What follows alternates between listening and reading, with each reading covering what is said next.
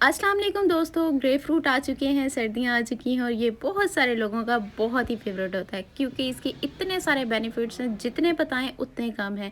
ये डायबिटीज़ के पेशेंट्स जो होते हैं उनके लिए तो बहुत बेस्ट है। उसके अलावा डाइट के लिए भी कुछ लोग इसको यूज़ करते हैं, लेकिन कुछ लोग इसको गलत तरीके से यूज़ कर रहे होते हैं। उनको नहीं पता होता कि उनको किस तरह से इसे यूज़ करना चाहिए कि ये उनके लिए बेनिफिशियल हो। तो ये मैं आप सबको इस वीडियो में आज बताने वाली हूँ। तो अभी वीडियो को स्टार्ट करते हैं और यहाँ पे मैंने ले लिया है एक ग्रेप फ्रूट। इसको यहाँ पे हम कट कर रहेंगे। तो कट करने के बाद अब मैं आपको बताती हूँ कि अगर आप लोग इसका गूदा अलग से निकाल के नहीं खाना चाहते, उसमें काफ़ी टाइम लग जाता है, तो आप लोग इस तरह से इसको खा सकते हैं। तो वो खाने का क्या तरीका है, आप लोगों ने इस तरह से इसको काट लेना है 2 पीसेज़ में। उसके बाद एक नाइफ़ की मदद से आपने इस तरह से इसमें कट्स लगा लेने हैं और इसके जो सीड्स हैं वो आपने इसमें से रिमूव कर देने हैं। और उसके बाद आप इसको स्पून की मदद से आराम से खा सकते हैं। बहुत मज़ा आता है इस तरह से इसको खाने में, टाइम भी नहीं लगता और इसका जूस वगैरह सारा आप लोग इस तरह से खा सकते हैं। तो उसके साथ-साथ मैं आप लोगों को बताती चलूँ कि कुछ लोग जो हैं वो इसको डाइट के तौर पे लेते हैं, लेकिन उनको नहीं पता होता कि वो इसको किस तरह से लें और वो इसका जूस बना के पी रहे होते हैं। लेकिन मैं आप लोगों को एक बात क्लियर कर दूँ कि अगर इसका जूस आप लोग डाइट के तौर पे लेते हैं तो वो बिल्कुल भी नहीं हेल्दी आपके लिए। उससे आपकी कोई डाइट शाइट नहीं होती, कोई वेट लॉस नहीं होता। तो आप लोगों ने इसको जब भी लेना है, अगर डाइटिंग के लिए ले रहे हैं तो आप लोगों ने इसको ऐसे ही खाना है, मतलब खाना है, आपने इसको पीना नहीं है, मतलब जूस बना के इसका नहीं पीना। तो अगर आप लोग इसका जूस बना के पिएंगे तो उससे कोई आपका वेट लॉस नहीं होने वाला, उल्टा बढ़ जाएगा। ठीक है, तो यहाँ पे आप लोगों ने इस तरह से इसको खा सकते हैं, चम्मच की मदद से खा सकते हैं, जूस का जूस और ग्रेप फ्रूट का ग्रेप फ्रूट।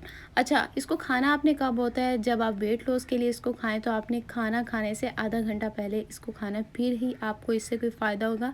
अदरवाइज़ आपको इसका कोई फ़ायदा नहीं मिलने वाला।